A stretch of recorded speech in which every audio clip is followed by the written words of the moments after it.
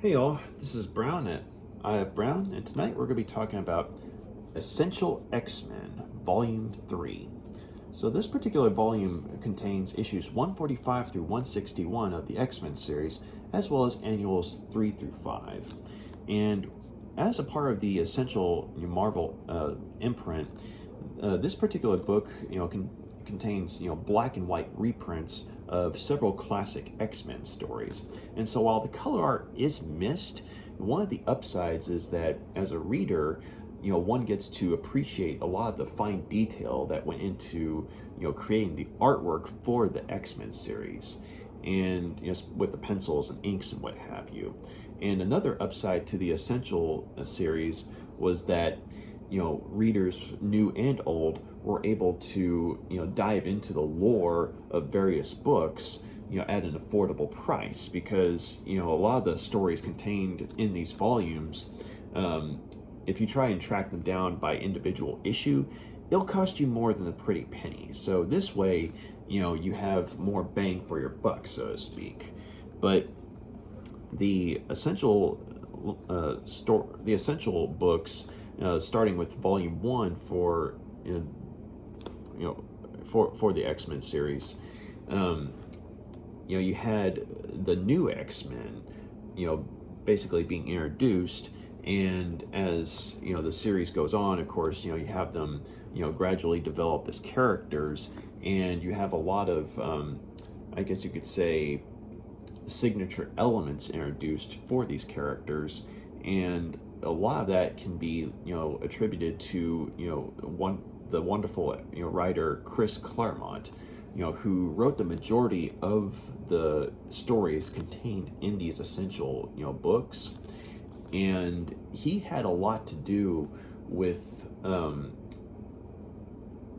giving these characters the traits that a lot of us sort of are familiar with in regards to the X-Men characters. And there are certain plot elements that are introduced within these stories that some of us kind of take for granted, because maybe we saw an adaptation from the animated series or a variation of a certain storyline in the movies and what have you. But a lot of that stuff came from the stories contained within these books. And so so if you're wanting to see how the new X-Men started out, the Essential X-Men books are a good way to go, starting from Volume 1 onward, because I think, if I remember correctly, there are 10 or 11 essential books, and thankfully I've been able to get 7 or 8 of them, and so I'm kind of going to be making my way through them in order to kind of get from how they started out to say like where they're at in the 90s and what have you. So it's going to be quite a journey, and I've already read and reviewed volumes 1 and 2, and so if you haven't read those particular books, I'll put the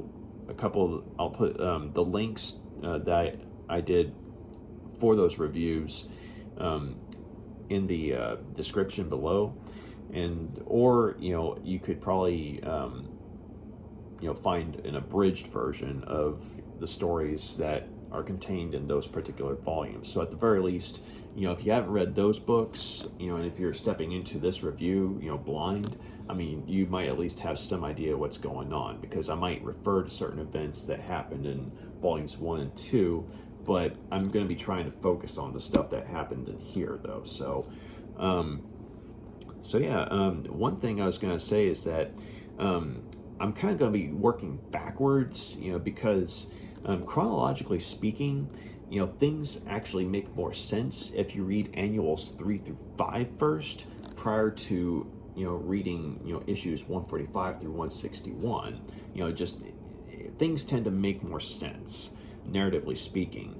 And also, there's a character who has something about their identity revealed, in one of the actual issues that's first in this book, and you're kind of like, well, wait a minute, when did that happen? And then you get to the end of this book and you get to Annual 4, and that's where this particular revelation occurred. And so you're kind of like, okay, well, now you see how it happened and everything, but it's kind of like, well, why didn't they just put that story at the beginning of this volume? And so that's why I'm going to be going with Annuals 3 through 5 first, and then the abridged version of 145 through 161. So just narratively speaking, it makes more sense. So okay, here goes.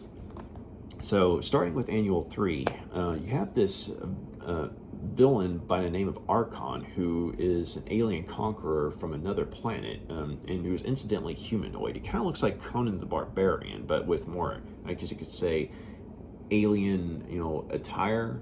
But Archon had actually clashed with the Avengers in one of their storylines, because Archon and his people, are conquerors, and if they need something, they attack and they take. They don't believe in asking for help. But unfortunately, their planet was dying, and so they attacked the Avengers, because it turns out that Thor, was, one of the few people who could potentially save the planet with the power of Mjolnir. And so after the Avengers defeated Archon and his forces, and once, they got down brass tacks, and they're kind of like, well, hey, why'd you attack us? And Archon and his people were reluctantly, like, well, we kind of need your help, but we don't like to ask. And so the Avengers are like, really? All he had to do was ask. And so basically, Thor and Iron Man actually worked together to utilize, science and sorcery. And as a result, Archon and his planet and his people were saved. But unfortunately, in between that Avengers story and X-Men Annual 3, something went wrong, and the planet's in danger of dying again. And so Archon is teleported from his world, to ours in an effort to find Thor, who was the one who basically had a lot to do with saving the planet last time. But unfortunately, when he gets to the Avengers headquarters, the only one on hand is Jarvis, the butler, and Thor is off-world, and so Archon's like, oh crap, and so what am I going to do now? And so he's kind of pressed for time, but he gets in a telepathic communication from one of the people on the ruling council that he rules with on his world. And they basically say, well, hey, there's one other person on Earth who could potentially match the power of Thor, and that is the individual known as Storm, who it turns out is a member of the X-Men. And so Archon makes his way to Westchester Mansion, where the X-Men are in full swing in the Danger Room. And I should mention that this particular storyline, it takes place after the Banshee has unfortunately lost his powers, due to severe injury of his vocal cords. But it's prior to him. It's prior to the Proteus storyline, which ended with Banshee staying on Muir Island with Mara McTaggart. So he doesn't have his powers in this particular story, but he is still a member of the X-Men, and he's actually has setting up the training session in the Danger Room. But after rather intense Danger Room exercise, wherein things kind of go wrong, and the Danger Room's playing for real, the X-Men are thankfully able to get the Danger Room shut down, and they're kind of taking a break from all that. And that's when Archon makes his presence known and attacks the X-Men in an effort to kidnap Storm. And he seemingly disintegrates her when he throws one of his lightning bolts at her, because it turns out that he's like a satchel full of lightning bolts that he uses for various purposes and weapons. And so the X-Men, at this point, they're convinced that Archon's just disintegrated Storm. They're ready to kill him, and he's already defeated by them and at their mercy. but Cyclops is the one who stops him. He's like, wait a sec, okay, if I remember correctly, and he's telling them about how, from the, notes that the Avengers had, because, the Avengers, and the X-Men, like, they do have, like, this, open line of communication in between one another every now and then. So they're able to, look up stuff about their mutual foes and what have you. And so, Cyclops, he was like going off of what he remembered from the data that the Avengers had on Archon, plus he's going off of, what he remembers and, seeing in the news about Archon in the battle that he had with the Avengers. And so he's, explained to the X-Men, he's like, okay, if I remember correctly, some of these lightning bolts that Archon has are weapons, and some of them are teleportation devices. And he's asking Archon, he's like, well, Storm's still alive, isn't she? She's just, you took her somewhere, you sent her somewhere. And Archon, reluctantly admits that, he's right. And so, basically, the X-Men, they get Archon to, to cooperate with them, albeit reluctantly, in an effort to, get from Earth to Archon's world. And so they utilize the teleportation, lightning bolts to, get there. And so, once they arrive, they basically end up in an all-out, battle, between, the military might of, Archon's world and just themselves. And so, an all-out battle ensues. I mean, and, with George Perez at the helm, I mean, it's an amazingly detailed battle. I mean, it looks like, a combination of, sci-fi and fantasy, because, I mean, you have these feudal-looking aliens, or humanoid feudal-looking aliens, with, armor and what have you, but they also have, blasters and dragon like creatures that they ride on, and so it's some pretty cool looking stuff, but they eventually they come to discover that Storm, I mean, not only is she alive, but she's being well treated and everything. And it turns out that once she got to their world, the ruling council explained to her what was going on and, why they needed her help. And so it turns out that some of them are, open to, say, communicating. It's just that, Archon and a good portion of the people in power on the planet, they don't like asking for help. And so it's like once Storm actually got to the planet, that's when some of them are like, okay, here's what's going on. Sorry for the whole, taking you from your world, but we need your help. And so they explain that Storm's mutant abilities to manipulate weather is one of the few things that could potentially match the power of Thor, which saved their world last time. And so basically Storm, she agrees to go along with it, like to try and save this world. And but they're telling her, it's like, hey, just so you may not survive this. Are you still willing to try and help us? And Storm, being one of the most altruistic member of the X-Men, I mean, she sees a planet in danger of dying with a whole population of people, and while they may be warlike, there's also an innocent side to this world. And so like we're talking millions of people, and so she's saying, well, it's my life to give, to save the lives of millions. And so so basically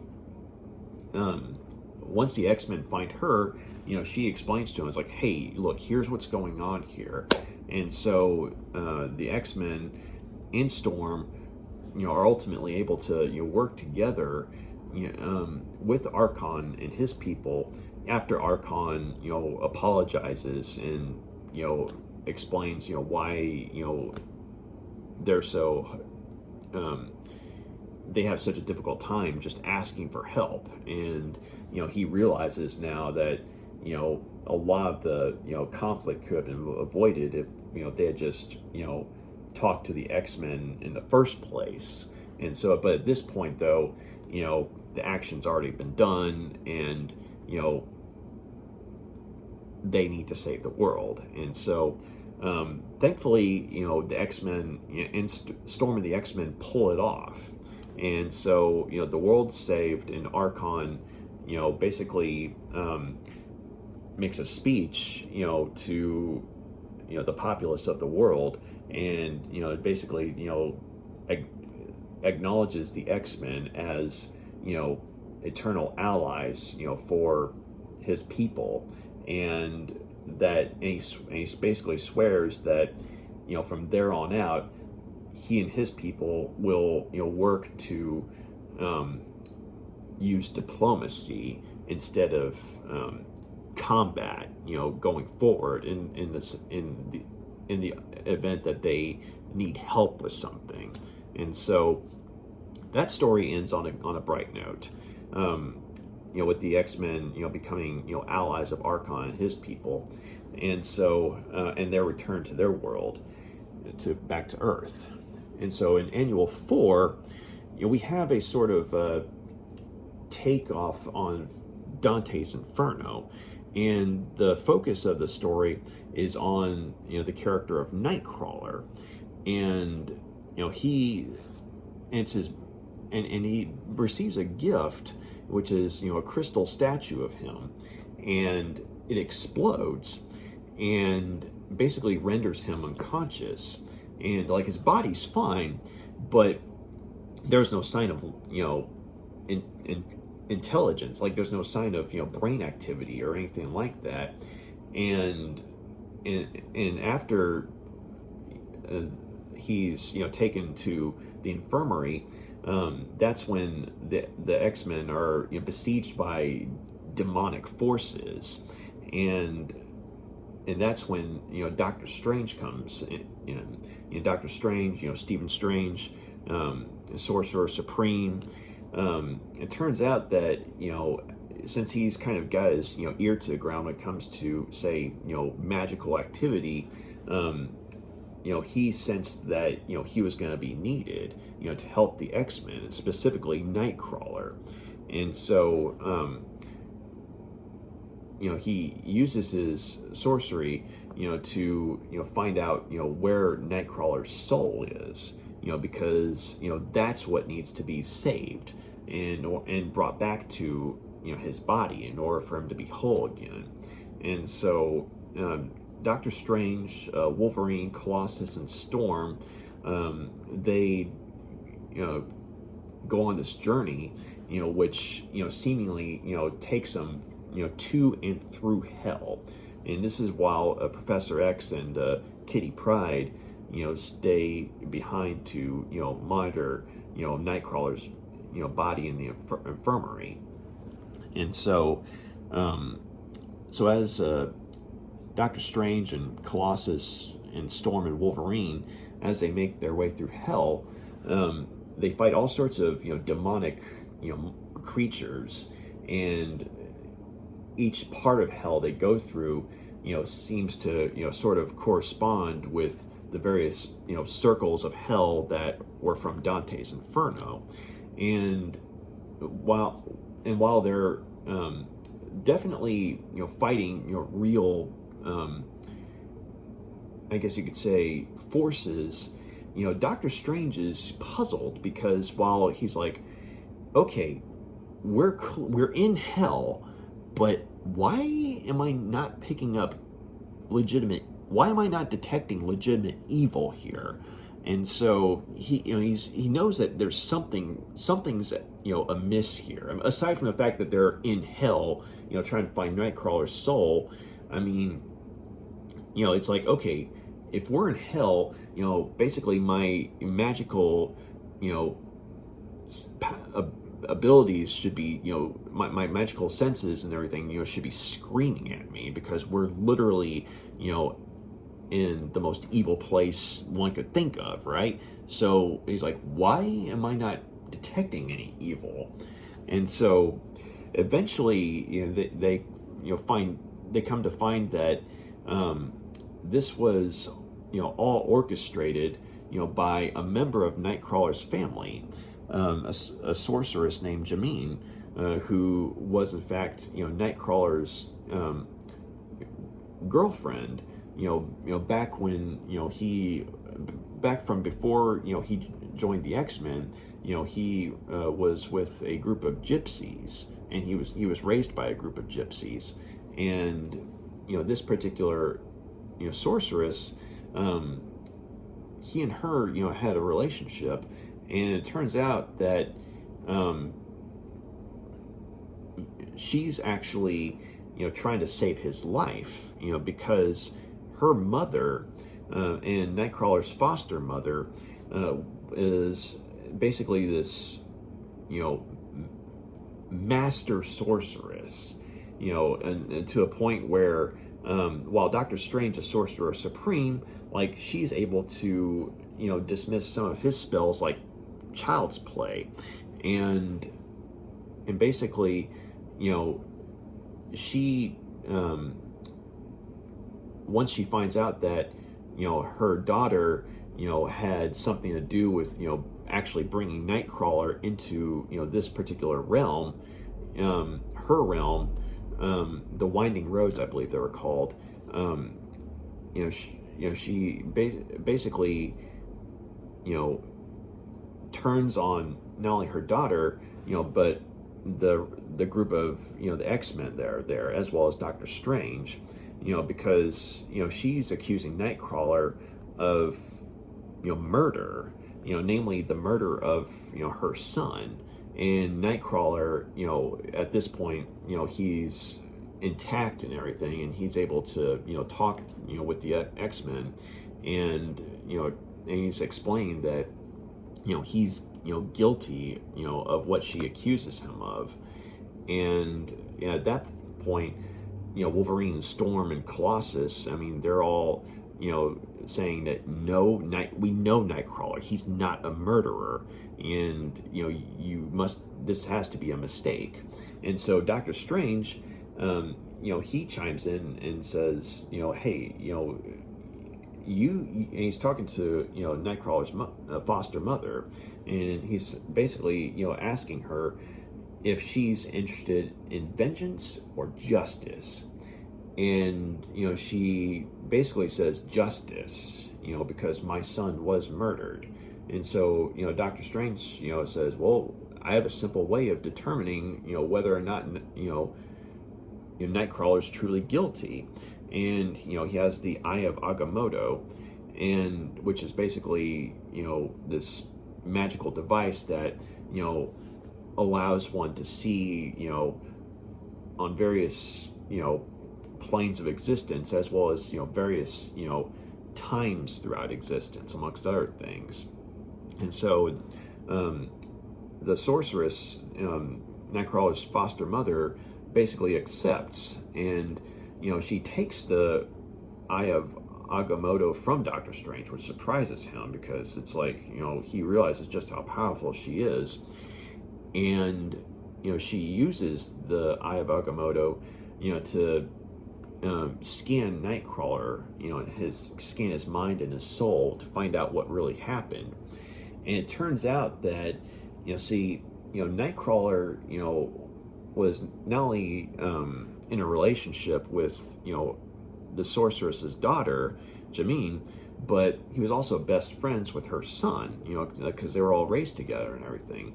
And her son, unfortunately, was afflicted with homicidal urges, and it was something that he had been struggling with since he was a teenager, at least. And so he had confided in Kurt, aka Nightcrawler, about his impulses and his evil desires. And he asks Kurt to promise that if he ever snaps, if he ever loses control, if he ever gives in to his desire to kill people, that Nightcrawler will be the one to stop him, permanently, and so Nightcrawler's like, well, surely it's not going to come to that, but he promises. He makes a promise to, stop, his brother if his brother ever, goes that far. And unfortunately, though, his brother eventually does, go that far. Like, his brother snaps and he committed a series of murders throughout this village. And so Nightcrawler, remembering his promise, tracked his, foster brother down, and the two of them fought, and Nightcrawler ended up breaking his brother's neck with his tail. And once he realized, what he had just done, it was kind of like on instinct, but then, when he realizes that he just killed his brother, or his foster brother, he just, freaked out, because, this was family. And, he remembered his brother telling him all this stuff, about his, homicidal urges and everything, but he never thought that it would go that far, or Nightcrawler never thought that it would go that far. And so it was after that, he had tried to, go back to his family, to tell them what had happened, but at that point, the people in the village that his brother had been terrorizing, they see Nightcrawler and they see his, monstrous appearance, and they automatically thought that he was the one who was, killing, they're killing the people in the village, and so they started to chase him, and that ties into, when Professor X, saved his life, back in Giant Size X-Men #1, and so once the people. Once the gathered, parties, see all this, once, his foster mother sees all this, and Doctor Strange and the gathered X-Men, see all this, they realize that Nightcrawler, was not a murderer, and it was self-defense, but it was also, a death that, while it could have been prevented, had, his brother, asked for help from, say, his mother or something like that, it was a death that wasn't without a reason, in a sense that, his brother had, become evil or had gone insane, and it wasn't going to stop. And so Nightcrawler did what he had to do. And so, his foster mother, while she can't forget that, he killed her son, she forgives him because she understands that, her son, had basically gone off the deep end, and she regrets that, he never confided in her because she feels like she could have helped him. And so she, basically, allows, Storm, Colossus, Wolverine, Nightcrawler, and Doctor Strange, and Jameen, her daughter, to leave her realm peacefully. And so once they're back, in our realm, back in, the Westchester Mansion, they tell Professor X and Kitty Pryde what had happened. That's when Jameen, she and Nightcrawler talk, and he tries to tell her that, he in between when he left Germany and was with the X-Men, he had tried to contact her to tell her what had happened, but he could never find her, and he was afraid that she had just basically ghosted him because she hated him for killing her brother. And she actually explains that no, far from it. Because she herself was a sorceress, she was able to put two and two together, sooner than a lot of people thought she would. And, she understood that Nightcrawler, had a reason for doing what he did. But it turns out, though, that, she'd actually been closer to him this whole time than he had thought, because, she uses this, magical spell, and she reveals herself to be his current girlfriend, Amanda, a woman that he'd been seeing for several issues. And so it turns out that, she's been, hiding in plain sight this whole time.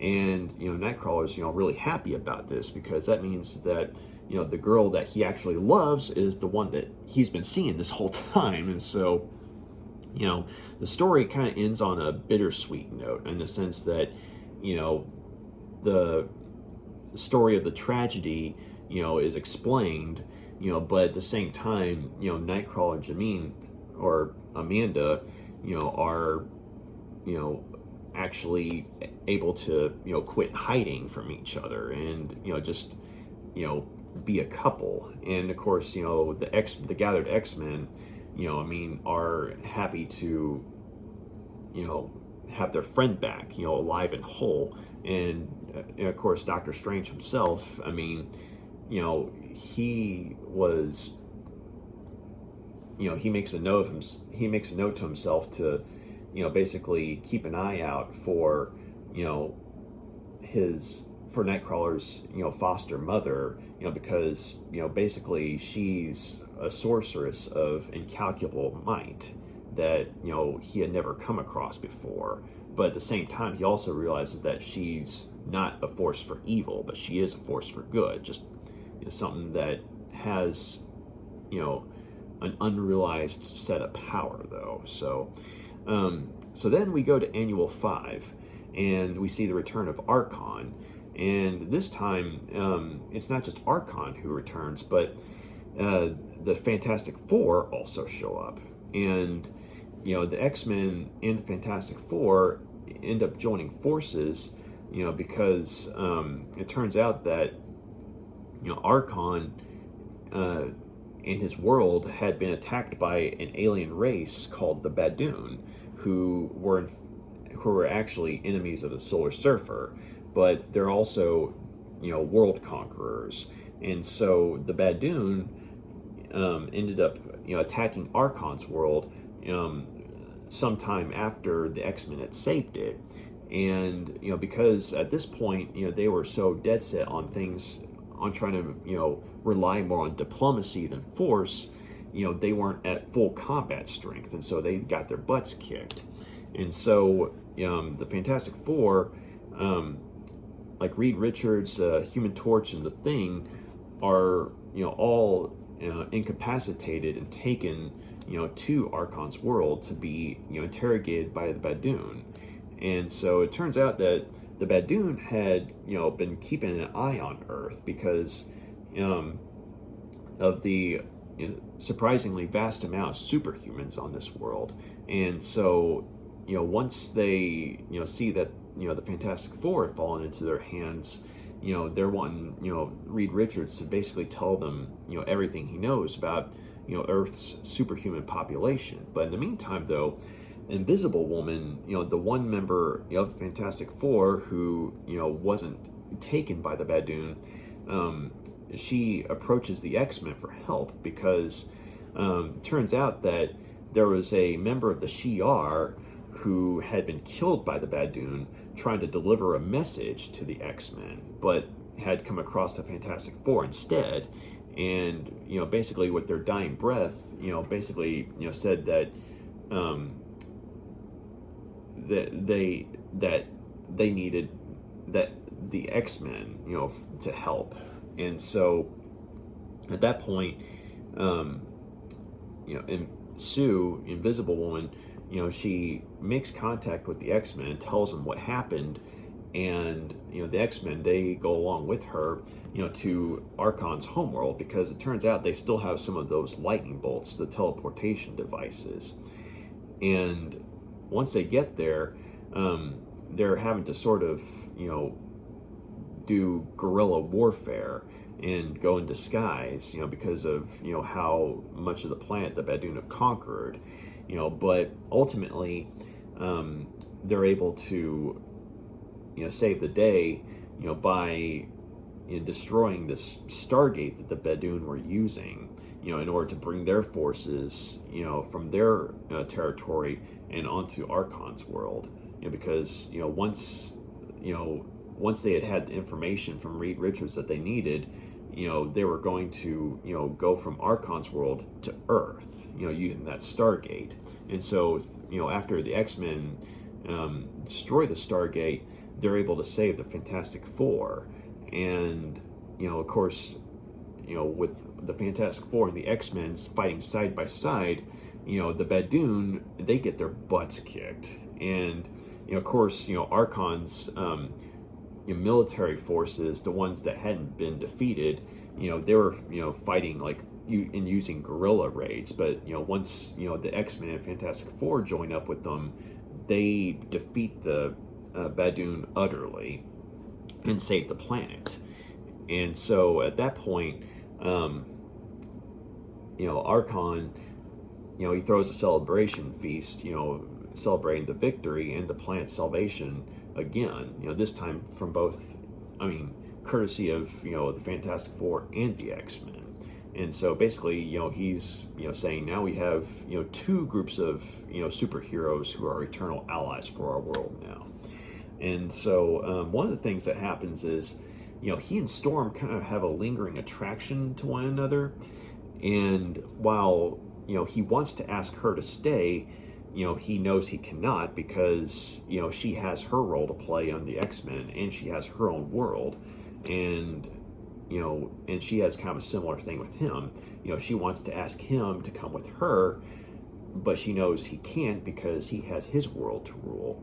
And so the two of them, and they part with a, romantic kiss, but just, knowing that even though nothing can come of it, they'll always, have that bond, with each other, in a sense that, Storm literally saved the world at one point, and plus, the two of them, they're able to form a connection and what have you. So that's where the annuals end. Okay, so now we get into the actual issues here. So starting with issue 145, the X-Men end up running afoul of the criminal mastermind Arcade, or at the very least one of his lackeys, because it turns out that Arcade has been kidnapped by Dr. Doom of all people, and because of one of his schemes, screwing Dr. Doom over, and Dr. Doom does not like to be screwed over. So he's basically holding Arcade hostage, in one of his, castles. And it turns out that he's got castles all over the world, right? And this place in upper state New York. And it was a castle that had actually been used by the X-Men, villain Toad as kind of like a tourist attraction. That in itself sounds like a crazy story, but Dr. Doom had been deposed from power in one of the Fantastic Four stories, but he is quietly making a bid for power to to come back. And so once Toad was out of the picture, he reclaimed this particular castle, and he had this band of mercenaries to do the job for him, because while Doom is no longer a diplomatic leader at this point, he is trying to make a comeback, but in order to do so, he can't draw the attention of the authorities. And so, as far as the authorities know, the castle's just back under Latverian control. They don't know it's Dr. Doom who's making his headquarters there. And, of course, they don't know about the whole thing with Arcade. And so, this lackey of Arcade, this woman named Miss Locke, who the X-Men had dealt with in the previous volume in their encounter with Arcade, she does kind of a wash, rinse, repeat of Arcade's tactic in their initial encounter, wherein the X-Men are kidnapped and along with, say, several of their family members. And so what ends up happening is it's not the X-Men that were kidnapped, sorry, it's the family members of the X-Men that are kidnapped, and Miss Locke is saying that, okay, so the X-Men are going to save my employer, Arcade, from Dr. Doom. Because if you don't, I'm going to kill your friends and loved ones. And so at this point, you have not only, the current roster of the X-Men, with the exception of Cyclops, because he's taking a leave of absence, and, he's kind of, forming a budding romance with Lee Forrester.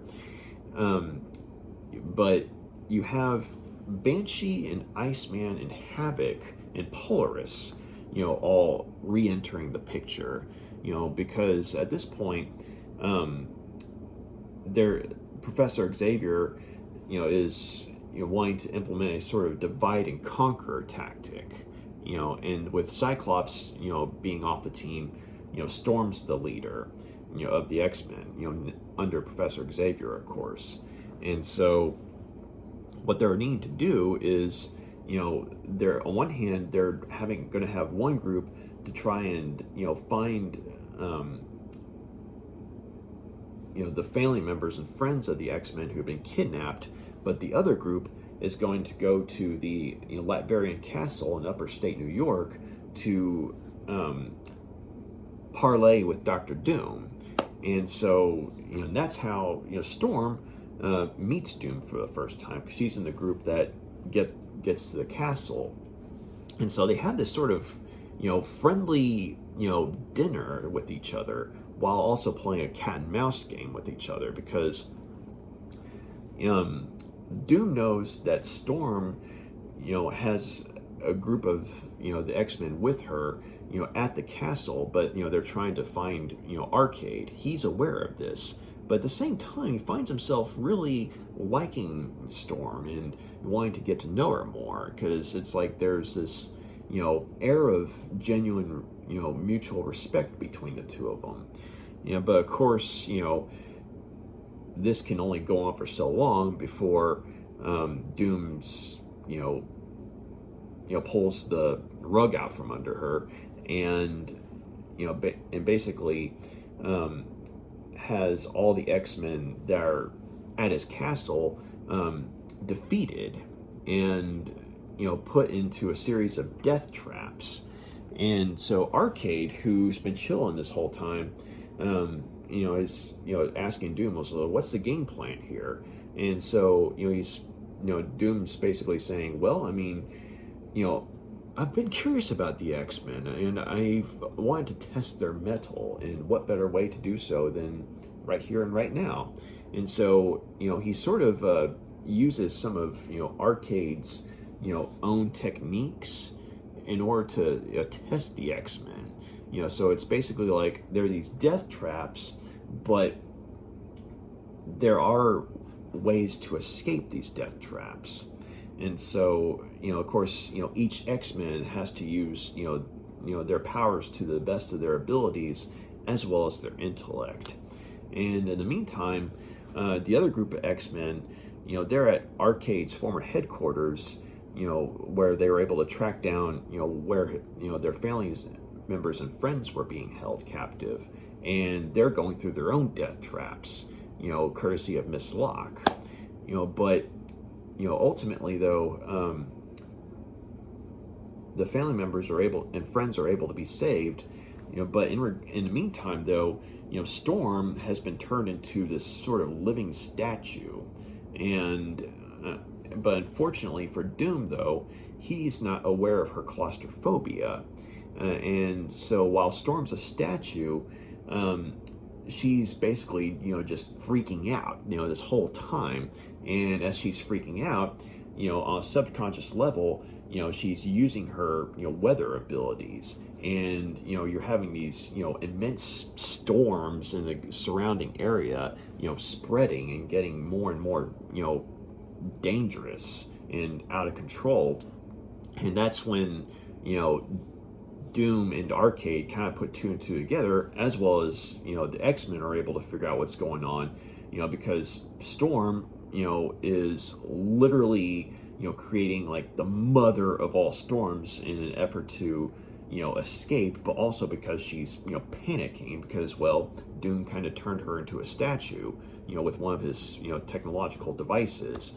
And so, so Storm, ultimately, breaks loose from, her confinement, and she is kind of like this, almost like a dark version of herself. Like, imagine the Dark Phoenix, but as Storm, though, instead of Jean Grey.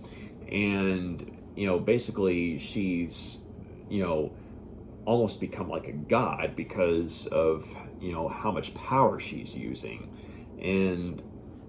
But that's when, the X-Men, like, they're able to, talk her down and, remind her that, you're not a goddess, you're a friend, you're Storm. And so eventually Storm, kind of, calms down and, powers the Storm down. And at that point, she explains to Doctor Doom, what was going on, like why they're, trying to retrieve Arcade from him because of, their friends and family members being held captive. And at this point, they don't exactly know that the other group of X-Men had, saved their friends and family, but at the same time, time was of the essence. And so, she's, asking for Doom to, release Arcade. And so Doom, at first he makes a big deal about, okay, this is a big insult, how am I to, accept this? And so finally he says, an apology will suffice. And so, Storm, basically insists that Arcade apologize to Doom. And at first he's like, no way. But then Storm, she's like, basically implying that, hey, you remember what just happened, what I can do, and Arcade's like, and also she's threatening to leave Arcade to Wolverine's tender mercies. And after everything he's been through, he's like, he's ready to start cutting some stuff. And so Arcade's like, okay, I apologize. And so he apologizes to Doom, and Doom says, that'll suffice. And so they take Arcade, back to, his headquarters. And as also they're able to, get to their friends and family in time, as well as the other group of X-Men, but Storm and Doctor Doom, they actually leave, each other, with a mutual, respect, neither friends nor enemies, but with a mutual desire to get to know each other more. And so, that's how that particular story ends. And so, in the meantime, though, we have,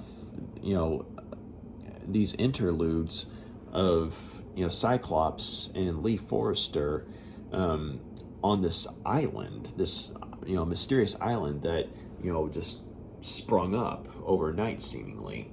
And this is after they've been shipwrecked. And, as they explore more of the island, and it clearly belongs to a civilization that seems to not exist anymore, but it's an inhuman civilization. Like, you have these sort of Cthulhu-looking statues and what have you. But then they find out that island has, an owner, Magneto. And that's, where you get this epic story wherein Professor X, is, convinced that, Magneto, has a new plan because he's been noticing that there's a part of the world where, like the magnetosphere, or like something about, the weather or something like that, is interfering with his, abilities. And so, and the type of interference he's getting is magnetic. And so it's like, okay, Magneto's still alive. And so, he sends the X-Men, to Magneto's last known location, which was at this, volcanic, underground base, back in, Volume 1. And the X-Men, they go there in an effort to try and find Magneto, and they don't find him, but they do find Garrock, the rock, I think, yeah, he was the god of stone that was in the Savage Land that, Storm had tried to save after he had fallen down a chasm, but was unable to do so, kind of as a combination of, her claustrophobia, but also simply because he was out of her reach. And so it turns out that, Garrock, as he had fallen, Magneto had actually sensed him from afar and had him pulled magnetically into his base and left him as a guardian, and he's turned into this sort of lava stone hybrid creature, and unable to die himself, because he's been basically programmed by Magneto to be his guardian, the guardian of Magneto's old base, even though it's in ruins at this point. And so Garrock, he tries to get revenge on Storm, but unfortunately for him, it's Shadowcat, or it's Kitty Pryde of all people, who ends up defeating him, and he ends up falling on down yet another hole. And much like Storm being traumatized by his fate when the two of them fought that first time, Kitty Pryde finds herself being traumatized by Garrock's fate, because she is listening to his scream as he falls down this chasm, and until she can't hear it anymore. And so it's like, yeah, you're kind of feeling what Storm felt that first time. It's like you're growing up rather quickly and harshly, kid. And so as that story ends, that's when Cyclops and Lee Forrester, the two of them, while they're bonding with each other and getting to know each other, and Cyclops is confiding in Lee about what he is, and he's a mutant, but he's also telling her why he can't, why he feels that he can't say, just let his guard down with her, because his heart's still with Jean, and of course Jean was the love of his life, and she's dead now, and he's still in mourning for her, but he can't trust himself to be with someone, especially with his mutant ability. And so she's basically trying to say, hey, I'm not looking for marriage or anything. I'm just looking for some human companionship, because here we are on this island. We can't find any food, and we may die soon. I mean, I don't want to be alone, And so the two of them are kind of going back and forth on that, and that's when they find the owner of the island, Magneto. And of course, when Cyclops hears his voice, because he's got sort of like this makeshift covering over his eyes, and so he can't see. Lee's having to guide him and everything. And of course, Lee's just happy to see another human presence, and Magneto is being oddly cordial with the two of them. And so Scott's like, I hope he doesn't recognize me. I hope Lee doesn't let slip that I've got optic blasts, because then Magneto's going to put two and two together. And so Magneto actually treats him quite well. He gives him some food, clothes, and allows them to stay on the island, and recover from their ordeal, from the shipwreck. But then eventually, though, he admits that he has a plan, in order to basically take over the world, and that involves basically ordering all the world's powers to stand down and declare him ruler of Earth, because he's basically wanting to take the extreme route in saving mutant kind from humanity, because it's like every day he's learning about yet another atrocity committed against mutants by humans. And and you find out that Magneto was actually a victim of the Holocaust, and he lost his whole family there. And he is not wanting to go through that again. He doesn't want that for anyone. But since mutants are the ones who are being persecuted by humanity, it's like, he's reliving this trauma, and that's, been his whole motivation this whole time. That's been the guiding force behind, his desire to, save mutants from humanity. And that's why he believes that humans and mutants can't coexist with one another. And he also admits that he knows that, Scott is Scott. Like, he knows that this is Cyclops, but, he's wanting, Cyclops to, if not join him, then at the very least, accept, his plan. And he also, is saddened to learn that Jean is dead, because while, he and the X-Men were enemies, he saw them as, fellow mutants. And so there was a respect they had for them.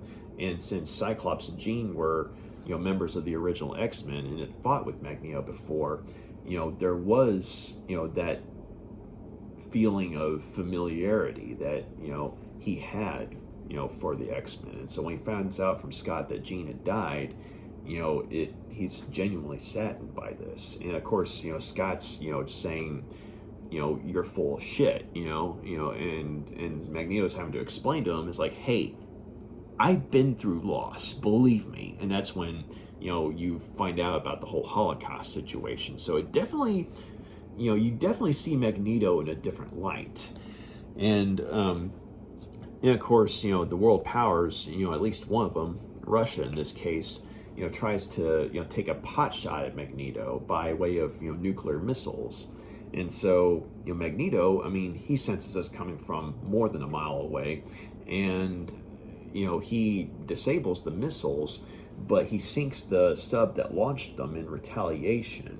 And he's basically threatening to do, the same, if not worse, to all the other world powers, if they don't, agree to his demands. And so it's around this point that the X-Men,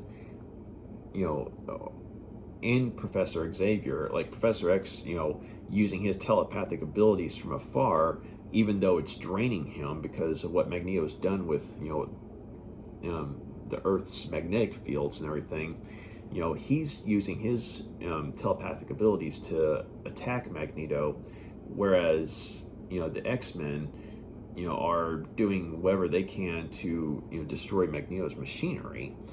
And it's in the process of all this that, after Magneto's, technology is destroyed, the technology he was going to use to take over the world, he basically snaps and nearly kills Kitty Pryde, but then he sort of comes to and, realizes that he's just, grievously injured a child, and he just kind of gives up, and Storm comes upon him, and she's ready to kill him, because she and Kitty Pryde, they're tight, right? And so, but Magneto, he's telling her, do what you have to do. I don't care anymore. All this talk about, saving my own kind, and here I am killing one of my own kind and a child. And so it just, you can tell that this is something that's really getting to him, and especially with, the trauma from his past and everything. And it's like, he sees himself as, no better than, the Nazis that killed his family at this point. And so, he tells Storm to do what she's got to do, but instead of killing him, she lets him go. And, and when the X-Men, like when they ask her, where did he go, she doesn't tell them, because basically you get the idea that, Magneto, has his own demons to contend with, and he leaves the X-Men in peace afterwards, or relative peace, I should say. And so, they stop Magneto, from taking over the world, but they gain a certain amount of understanding of Magneto as a person. But following that, you have a two-part storyline, wherein the Hellfire Club, from Volume 2 rears its ugly head again. And Emma Frost, who, for a period of time had been in a coma courtesy of her battle with, Jean Grey, performs this sort of mind swap with Storm. And so for 2 issues, Storm is in Emma Frost's body, and Emma Frost is in Storm's body. And it's all an effort to, basically defeat the X-Men from the inside. And also, she had this scheme to get Kitty Pryde, away from the X-Men and into her school. And because she runs a school, for mutant students as well. And she convinced her family that, Professor X's school wasn't good for her, that it was too dangerous and what have you, even though they'd initially, agreed to let Kitty stay there. And so, Charles, Professor X, of course, is having to agree with, Kitty's parents. And so, Kitty, goes over to, Emma Frost's school, even though she knows that she and the X-Men know that Emma Frost, is a member of the Hellfire Club.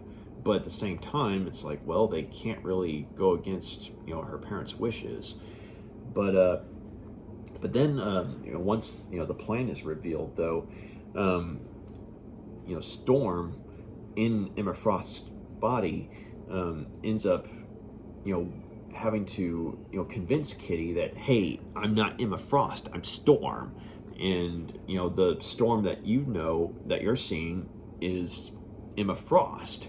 And so, you have, one of the things that ends up happening is, Emma Frost, while she's in Storm's body and she can use her power, she doesn't have Storm's control.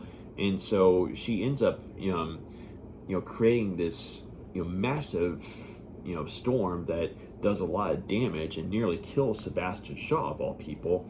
And when that happens, she reluctantly, allows, Storm to, guide her in powering down, and as well as, using the device that, had them switch, bodies in the first place, once more, so that way they're in their proper bodies. And so after the Storm's been powered down and the 2 of them are, back to their normal selves, the Hellfire Club and the X-Men, they come to a truce, wherein, they realize that neither side can, say, go to the authorities about the other, because the other side will reveal something about the other side. And so at that point, Emma Frost, reluctantly, stands down and promises that, Kitty Pryde, will be, freely, she'll be free to go back, to the X-Men. And so, and the Hellfire Club, won't attack them again. But in the back of her mind, though, she's like, eventually we will, though, So after that little, body swapping adventure, you have a fairy tale story, wherein, Kitty Pryde, is telling a story to Colossus's younger sister, his 7-year-old sister, Illyana. And you have this, cute little story where the X-Men are depicted in this sort of like fantasy setting, like some of them are pirates and, some of them are monsters, but they're, fighting against, what's, that story's version of, the Dark Phoenix and what have you. But one of the interesting points in that particular story is the airplane that the X-Men used, the Lockheed, is basically turned into a dragon in this particular story, also called Lockheed. And Lockheed, incidentally, is the name of a dragon that comes up later in the series. And so Lockheed came here first, kids. So after this little cute little interlude, we're back to business. Starting with 154. You have this storyline wherein you have elements of the Shi'ar Empire turn against Lilandra, and turns out that these elements of the Shi'ar Empire are being led by a woman named Deathbird, who is Lilandra's sister, and not as nice, to say the least. And she's also working with this group of alien, Greeblies, these alien monsters called the Brood. And the Brood are kind of like the xenomorph from Aliens, but maybe with a good deal more sentience, but still a bit of a hive mind. And so Deathbird and these rogue elements of the Shi'ar are working with the Brood to usurp the Shi'ar Empire. And in the process, though, once the X-Men get involved, you have like this sort of cosmic adventure, and a lot of damage is done to both sides. Like Colossus is badly hurt, to a point where the only technology that can save him is not on Earth, and that's when the Starjammers come in. The Starjammers, of course, are a group of intergalactic, almost pirates, if you will, led by Scott's father, and Corsair, and he's also the father of Havoc as well. He's the father of Cyclops and Havoc. But the Starjammers, they are able to help the X-Men, to not only defeat the Brood, even though they've never encountered the Brood before. They're able to defeat the factions of the Brood, as well as the rogue elements of the Shi'ar Empire. And also you have a bit of ingenuity courtesy of Kitty Pryde and Nightcrawler, who are being held hostage at this point by the rogue elements of the Shi'ar Empire, because it turns out that they had given the X-Men an ultimatum.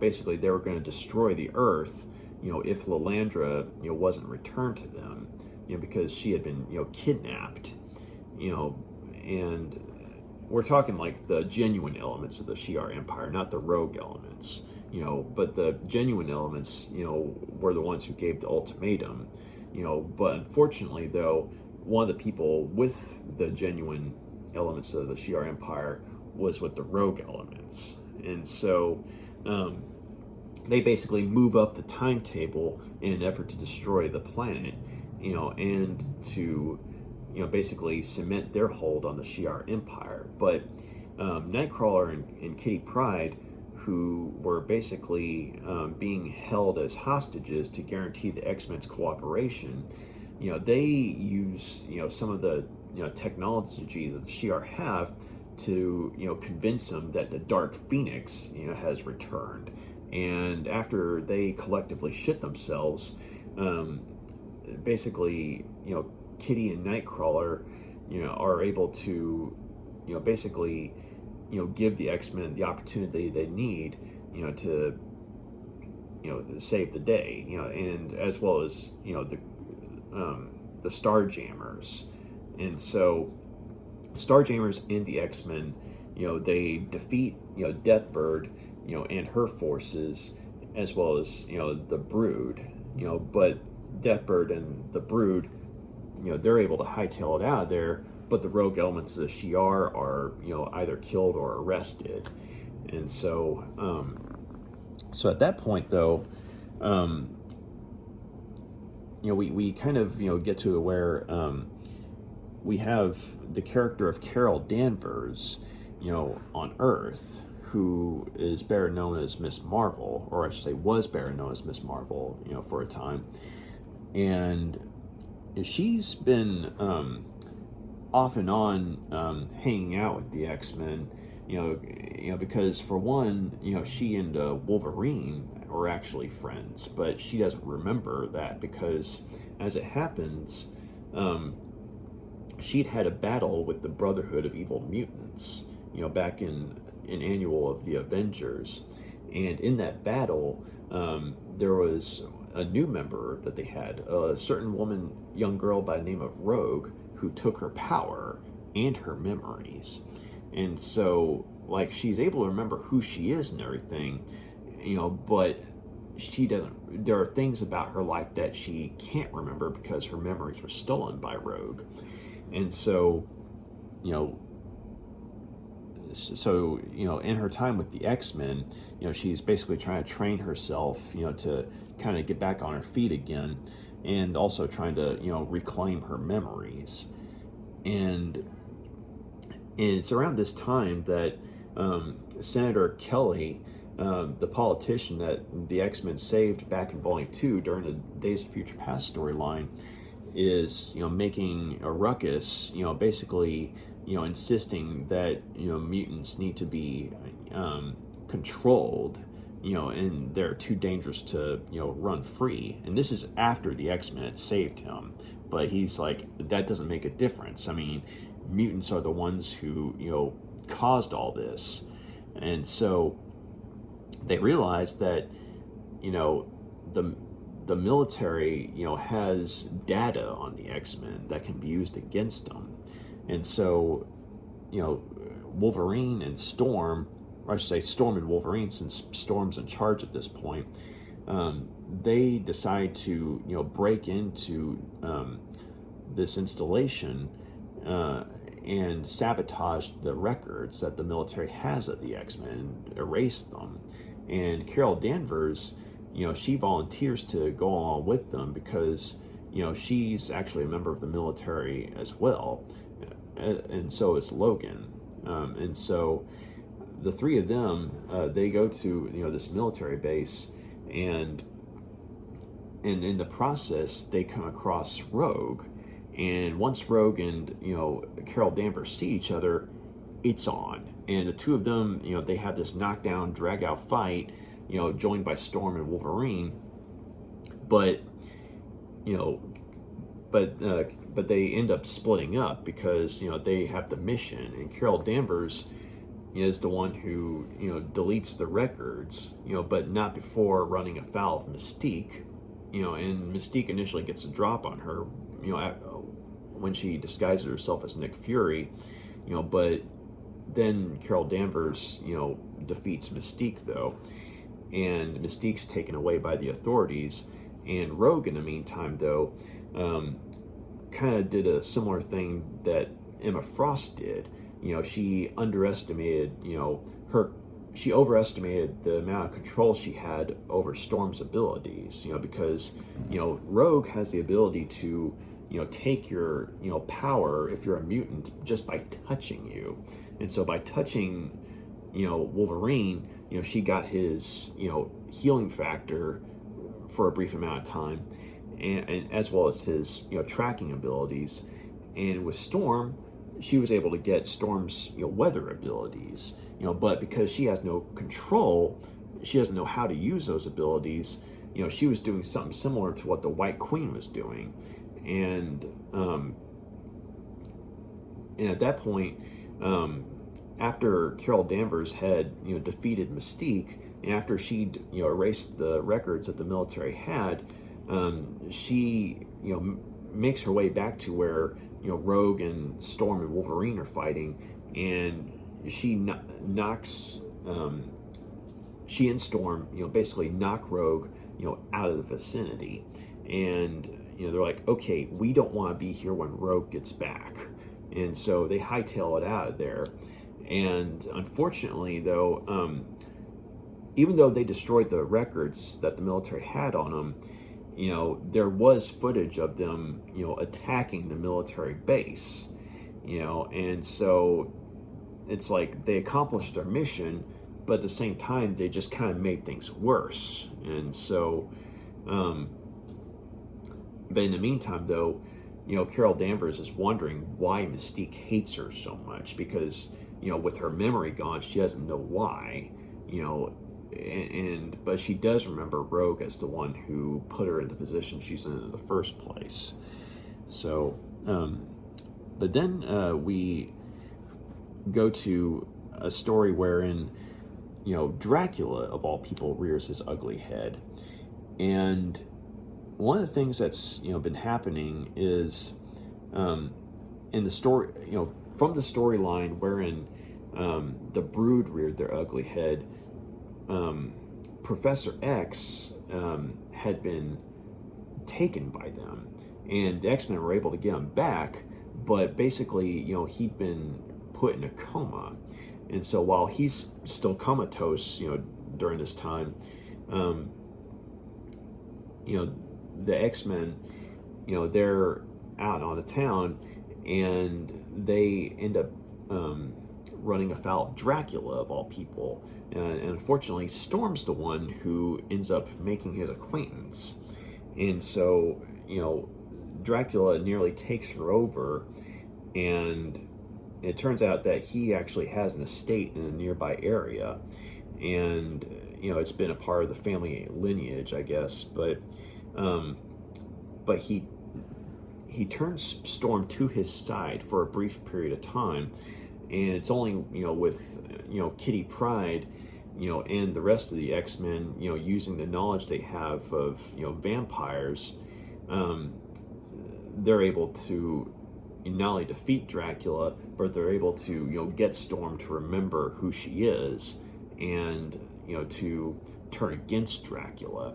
And it's ironic that Wolverine, like, he's able to make the sign of the cross with his claws, but because he doesn't have any faith at this point, it's useless against Dracula. But on the other hand, Nightcrawler, though, when he makes a cross, that's something that hurts Dracula, because because Nightcrawler actually has faith. And of course, and the funny thing is, Kitty Pryde, she's Jewish, so she doesn't have a cross on her. If she tries to use a cross, it's not a symbol of her faith, but the Star of David is. And so when Dracula tries to grab her at one point, he grabs her Star of David, and it burns him. And so, that was one of the interesting, bits about that particular battle. But, Dracula, though, the reason he went after Storm, though, was, basically because, he sensed her, power, and her, potential as a new bride for him. But then when, Storm, is coming back to herself, and she refuses, to be his bride, Dracula, basically accepts her, decision, and he tells her that, a long time ago, he once loved someone, like her, and it's because of that he's willing to back away on this one, out of respect for the memory of the person that he loved before, because she reminds him so much of him. But of course, this being Dracula, the X-Men aren't wanting to just let him go, but he's like, don't push your luck, guys, because while they were fighting, yes, they were able to, hurt him a few times, what with, their implements of faith, but at the same time, this is Dracula. Like, he was able to, swat aside Colossus and Wolverine, if that should tell you anything. And so, Dracula, he leaves the scene, and the X-Men, they can't really pursue him at this point, because, at that point, they get a call from Moira McTaggart that, Professor X, is, taking a turn for the worse. And so at this point, I should mention that they're kind of going back and forth between, the Westchester Mansion and the island, headquarters of Magneto, as, their home base is, because with Magneto gone, they have this whole alien island to themselves.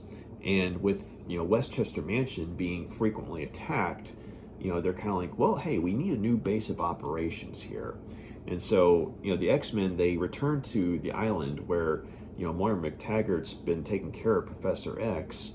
And, one of the other things that's, happened is one of the members of the Shi'ar Imperial Guard, had tried to, scan Professor X, to figure out what was going on. But, basically what ended up happening was she, detected this, horrific intelligence that shouldn't have been there within Professor Xavier. And, she, nearly, she basically starts freaking out and goes out of control. And that's when Professor X, uses, basically, what little power he can spare to take control of, her and, try and have her kill him. And of course, the people there are kind of like, no, this isn't happening. And so, Cyclops and who it is on the island at this point, and the rest of the people gathered there, they stop this, member of the Shi'ar Guard from killing Professor X. And then she comes to and she's like, what happened? And she doesn't remember, the horrible alien intelligence that, she, found when she was trying to scan Professor X to figure out, why he was in a coma. And of course, they're trying to figure out, okay, well, why did Professor X just make you try to kill him? I mean, why is he trying to commit suicide? And so, while they're trying to figure out what's going on, Lilandra, who's present at this point, she's begging for him to, fight, to make his way back to her. And, as she's saying this to him, her tears are falling on his face. And that sort of triggers this, sort of internal journey for him. And he sort of breaks away from the horror of whatever it is that's, got a hold of him, that's put him in this coma. And he remembers, what happened, back when he and Magneto first met. And back then he didn't know him as Magneto, he knew him as Eric Lenshier.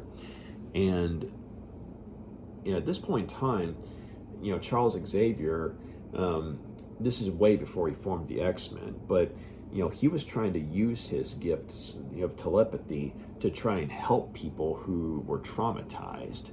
And namely, he had been called by an old friend and colleague of his, to help a group of Holocaust survivors and to get through their trauma. Now, his friend doesn't know he's a mutant, but he knows that he's somehow able to get through to them and help them, to work through their traumas. And there's a woman named Gabriel Haller who's comatose, like her eyes are open, but she was so traumatized by her experiences that she's like in this, sort of waking coma, I guess you'd call it. And so, and in the process, he meets Eric Lenshier for the first time. And, Eric is, just as, determined to try and, help, the members, of his people, who were also survivors of the Holocaust, but, he doesn't know if anything can be done for Gabriel Haller. And so when Professor X takes a shot, trying to help her, he's actually able to, help her to break through her telepathic barrier. I mean, she has these self-imposed, mental barriers to protect her from the internal trauma that she's experienced. And so, as he's helping her to get through these barriers, she starts to come to. And once she does, she starts, talking and saying, stuff about gold. And it turns out that one of the people at this place where Professor X and Eric are, working to help, these Holocaust survivors, one of the people at this facility is actually a member of Hydra. And he had actually, been hiding in plain sight, because, he knew that Gabriel Haller, knew where, this, fortune of gold was that would belong to, Jewish people. And he knew that it was a matter of time that before Gabriel Haller eventually came out of her coma. But of course, he didn't expect for, say, Professor X to, or I should say, Professor Xavier to be there and be the one to bring her out of her coma. And so, he basically, lets, Hydra know that, hey, she's awake and she's talking about the gold. She knows where it is, let's move in now. And so that's when the facility is shortly thereafter attacked by a man named Baron von Strucker, who was one of the leaders of Hydra at this point, and basically, attacks, everyone there. And they're only saved by Professor Xavier and Eric Lenshear working together. And it's the first time that either Professor Xavier or Eric, Lenshear see each other in action. And, basically, Eric Lenshear is using his magnetic abilities to, defeat the Hydra forces. And, Professor Xavier is using his telepathic abilities, to, manipulate the Hydra soldiers into fighting each other. But unfortunately, though, Gabriel's, taken by Hydra forces. And so, after Charles and Eric, see to the survivors of the, facility, both, the medical personnel and the Holocaust victims, they're able to interrogate one of the prisoners, one of the soldiers from Hydra who is being held prisoner by the authorities, and Charles just reads his mind. It's like, I know exactly where they're at. And so, he and Eric, they go to where Baron von Strucker is, and he's forced, Gabriel Haller, to, take them to the gold, but thankfully, though, Professor Xavier is able to, save, Gabriel, by way of some telepathic manipulation of some of the, Hydra soldiers. And Eric is able to use his magnetic abilities against Baron von Strucker, because Strucker has this glove called the Satan Claw that, basically allows him to basically pulverize, anything he hits. But since it has metal, Eric's able to just crush it, and in turn crush, Baron von Strucker's hand. And as Eric, leaves him on the ground, he causes a cave-in, which seemingly kills Baron von Strucker. And he takes the gold that, Gabriel Haller had been trying to hide this whole time, from the Nazis. And, and Charles is like, wait, Eric, what are you doing? Where are you going?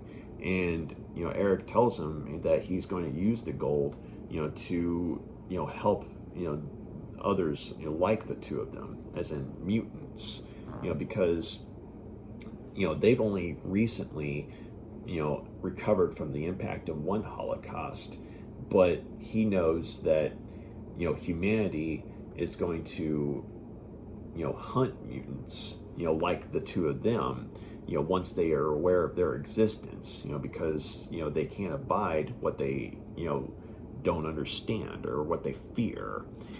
And so, so after, Eric, leaves with the gold, he's able to, get Charles and, Gabriel Haller, away from the area. And, basically that's, his final mercy, so to speak. And so, as Charles is remembering all this, the memory of it all sort of, encourages him to, come back into the real world. And, as he remembers, his former friend, as well as the woman, who eventually became a lover to him, Gabriel Haller, he wakes up and from his coma. And of course, Lilandra and the X-Men are all happy to see him and everything. And, they decide, hey, this calls for a celebration. And so they go back to Lilandra's ship, and, they're taken there by Corsair and the Starjammers. And, before the party starts, they're asking, Corsair, if he wants to spend more time with them, because one of the things that's been going along in one of the interludes here and there is, Corsair's been spending time with both, Scott and Havoc, after the whole Magneto storyline, and getting to, know his sons, for a first time in years. And so, like, they're asking him if he's going to stay for the party, and he's like, nah, it's, I'm sorry, I never really went in for these things, but,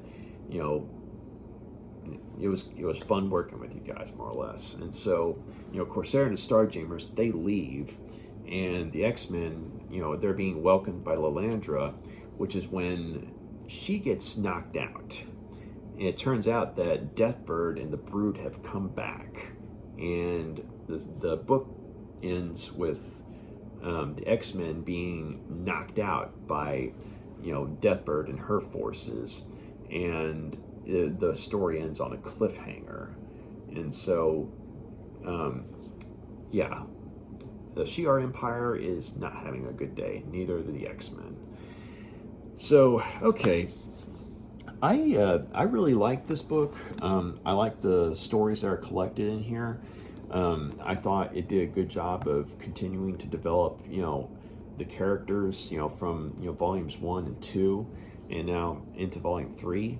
And we really see them, grow, and also in terms of, say, how they use their abilities, and, much more expertly now.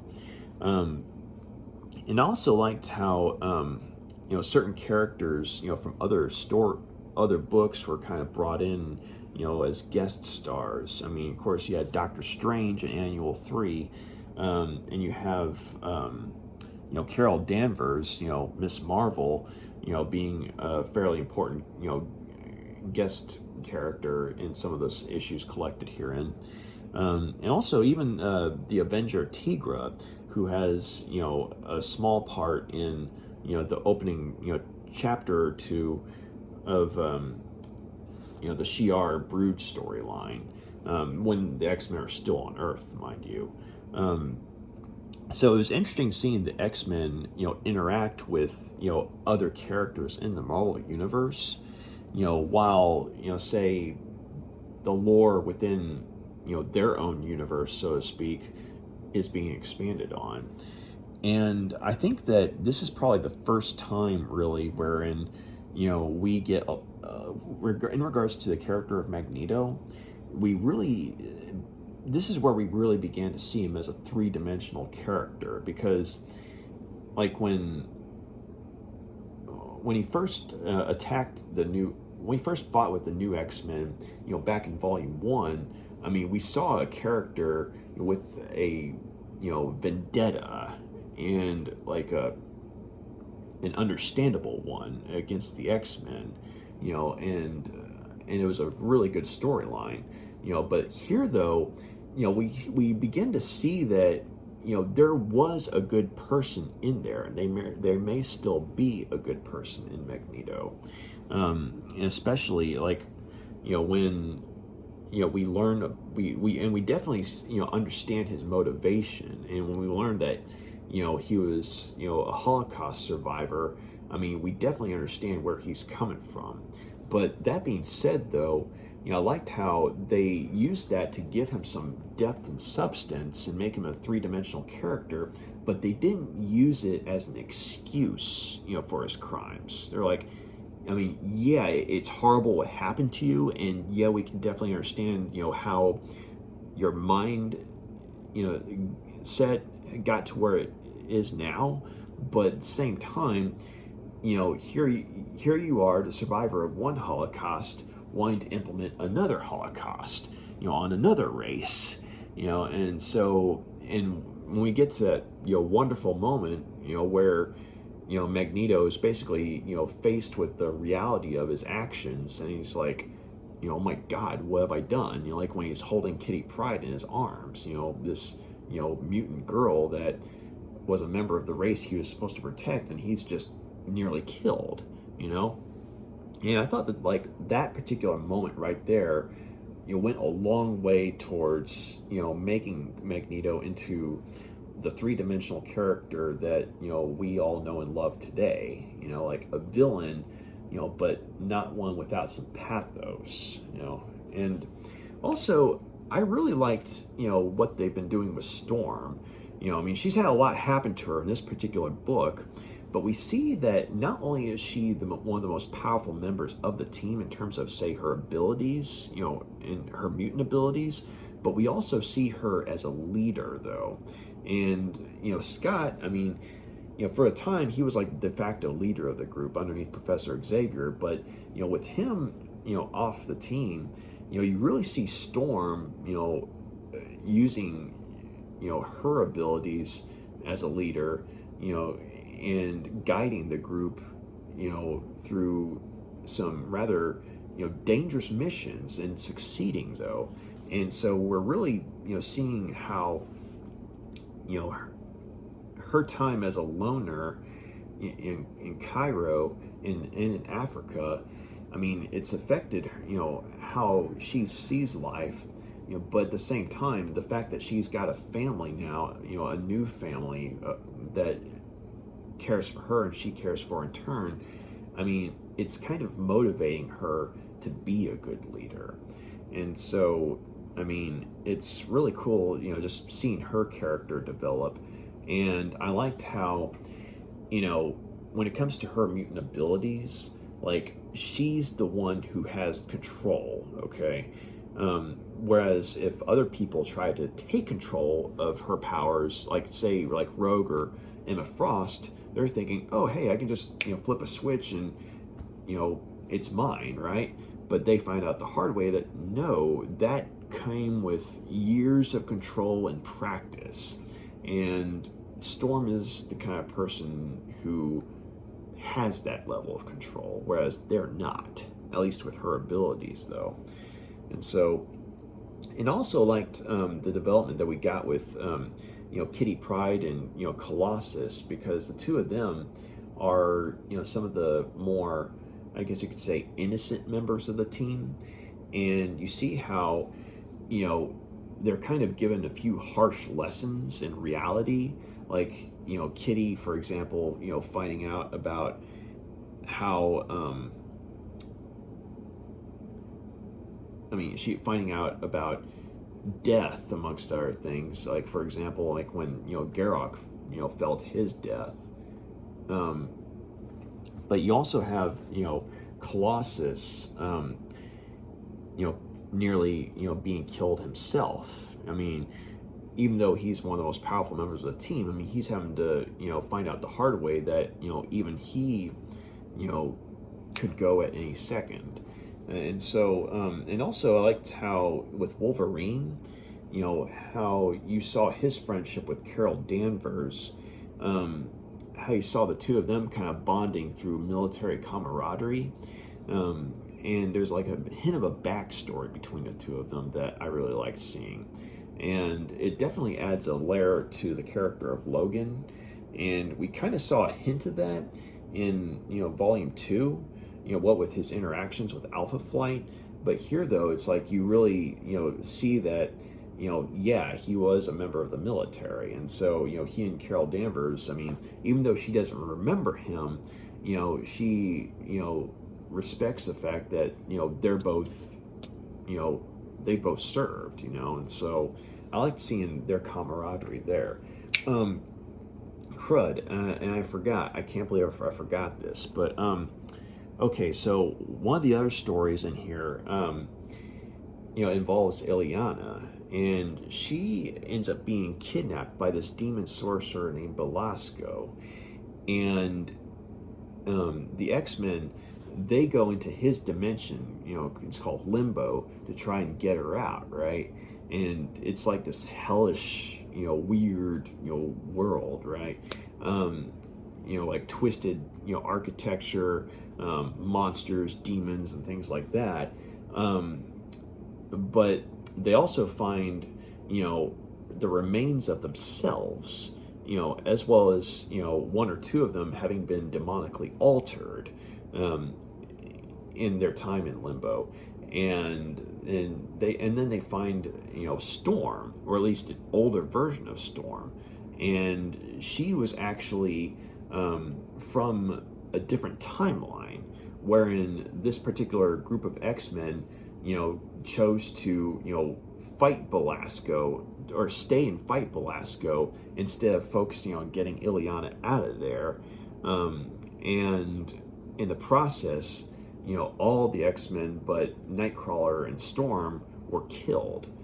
And Nightcrawler ultimately ended up being corrupted by Belasco and literally, living up to his monstrous image. Whereas Storm, she found herself, being stripped of her mutant abilities, but because, of the nature of the realm, she was able to, learn dark magic. And Belasco was counting on this dark magic to corrupt Storm, but she proved him wrong. And once again, that level of control that she has as a person came into play, and she became like this powerful sorceress and one of the few forces of good within the realm of Limbo. And she, works with the X-Men, even though seeing them is, devastating to her, because, she's seeing them, as they were when they were younger, whereas she remembers them as they were older and how they were all horribly killed by Belasco and his forces. So Storm, she got, she was able to buy time for the X-Men using her magical abilities, to get Illyana out of there. But in the process, Belasco sneaks through, Storm's defenses while she's engaged with his demonic hordes.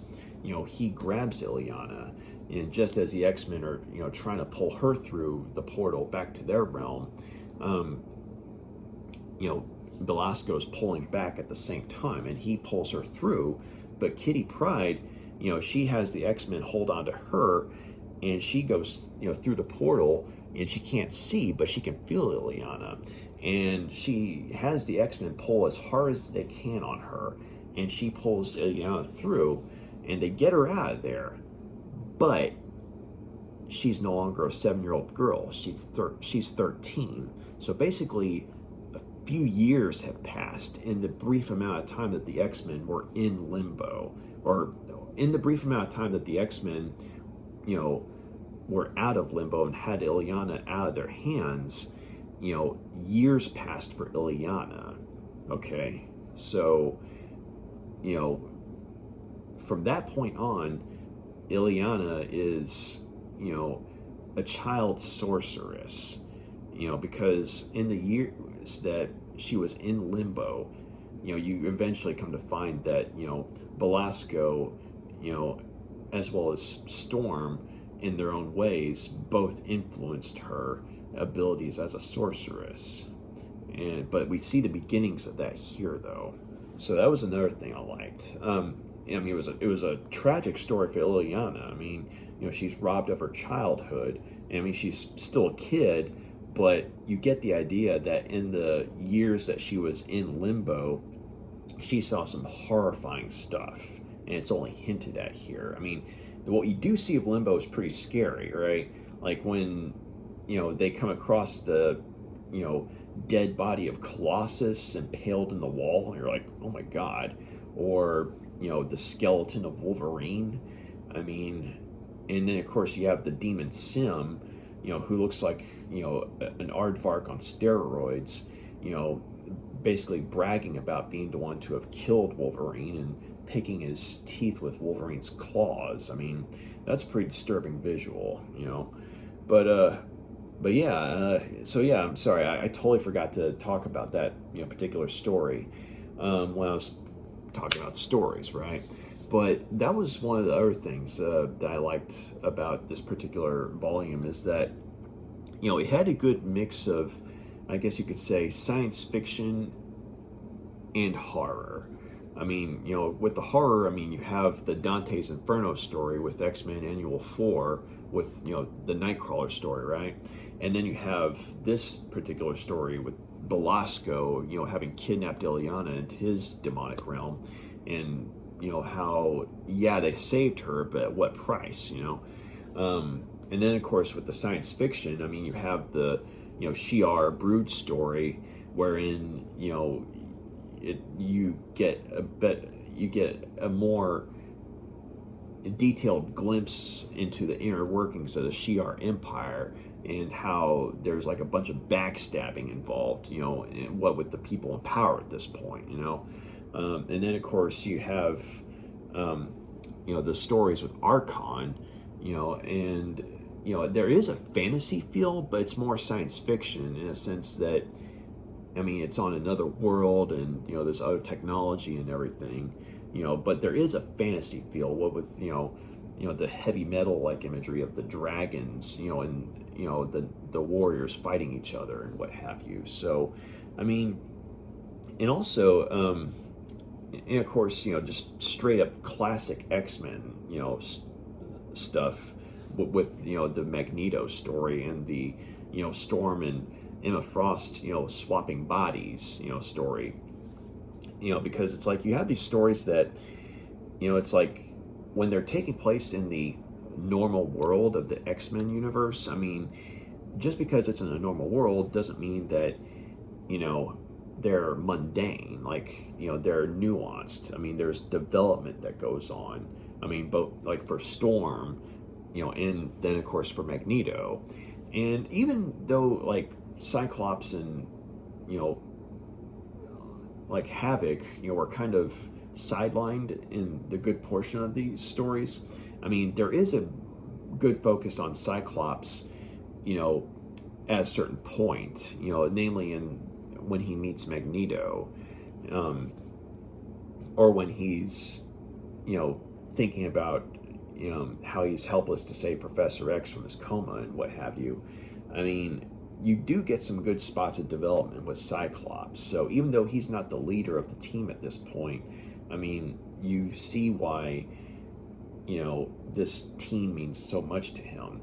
And I also liked seeing how, both he and Havoc were, reacting to having their father back in their lives for however brief amount of time it was. Because, Corsair, I mean, he'd been away from Earth for 20 or 30 years at this point, probably 20-something years. And it's his first time seeing Cyclops and knowing Cyclops is his son this time. And his first time seeing Havoc, our son Alex, period. And so seeing the three of them catch up, I thought was interesting. And it definitely added a lot, to the family dynamic. And so you have the X-Men family dynamic, then you had an actual family dynamic with real family and what have you. So, and then, even that could even be applied to Magneto in a way, because, he sees the mutant race as his family, because he lost his family literally in the Holocaust. The Nazis killed Jews, right? And Magneto is Jewish. And, basically, he lost one family, and he's trying to make another and protect that family from what he perceives as, the, eventual evil of, humanity, that humanity will just give in and, run roughshod over, mutant kind.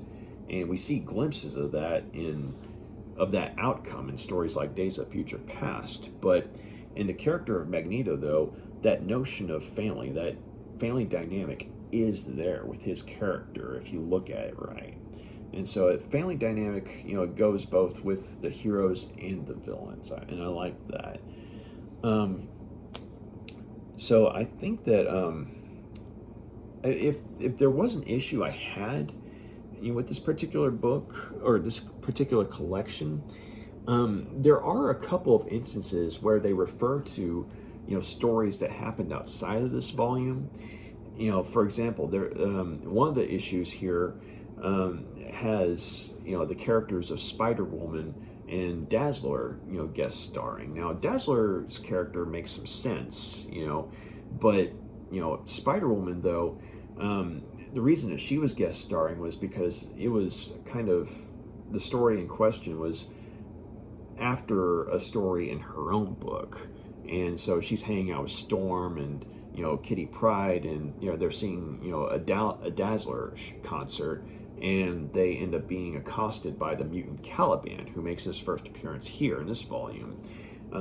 Prior to the race of mutants he lived with, the Morlocks, who make their first appearance in the next volume. But yeah, some of the dialogue made it sound like Spider-Woman already knew who Caliban was, but I don't know if that was supposed to be.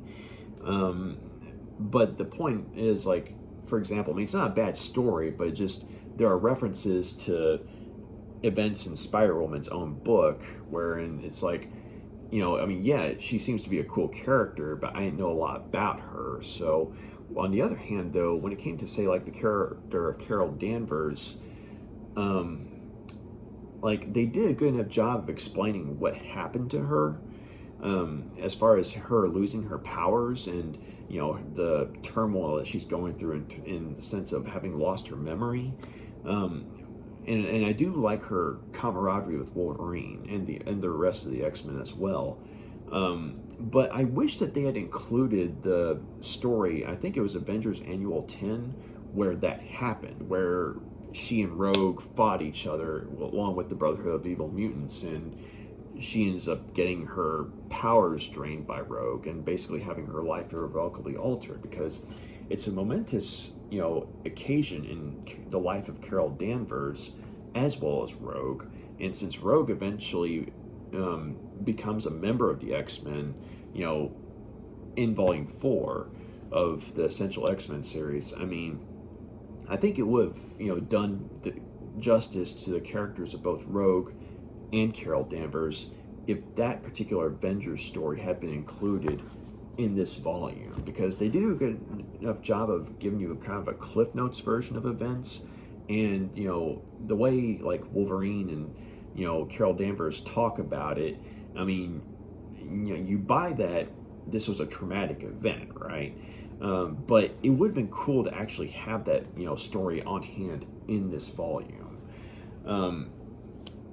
But and I guess the other thing is, and I mentioned it at the beginning of the review, but annuals 3 through 5, even though narratively speaking, they would fit better at the beginning of this book, they're actually at the very end. And so while the issues proper end on a cliffhanger, what with the X-Men and Lilandra being kidnapped, for lack of a better term, by a Deathbird and her brood allies. I mean, that's how this particular volume ends. And then you go to the annuals. Well, if you read the annuals first, then the issues of the actual series in question, I mean, it makes more sense that way. But just unfortunately, they put the annuals last and the rest of the issues first, and so you got that awkward cliffhanger ending. And then you have these annuals that are awkwardly placed. Now, they are cool stories, to be sure. It's just the placement of them kind of throws things off. Plus there's that little spoiler about Amanda actually being the sorceress girlfriend of Nightcrawler from when he was a kid. But yeah, I mean, other than that, though, I mean, I thought that this was a really awesome collection. And of course, I mean, unfortunately, the copy I got is kind of beat up, but thankfully the pages on the inside are all intact. But yeah, this was a good continuation of the X-Men series, and I definitely want to see how the X-Men get out of the jam they're in on this cliffhanger here. But it was really cool seeing them continue to grow and develop as characters, and it was really neat to see, like, different sides of the Marvel universe. You have, like, sci-fi side, horror side, and then of course just the ordinary side of the Marvel universe, but with heroes and villains, mind you. So I'm gonna go ahead and give X-Men Essential X-Men Volume 3 5 out of 5 stars. You know, this was a great collection, and I'm glad to have, you know, read it, and I look forward to, you know, checking out Volume 4. So you like what you see here, please feel free to like and subscribe. So y'all take care. Good night. Bye.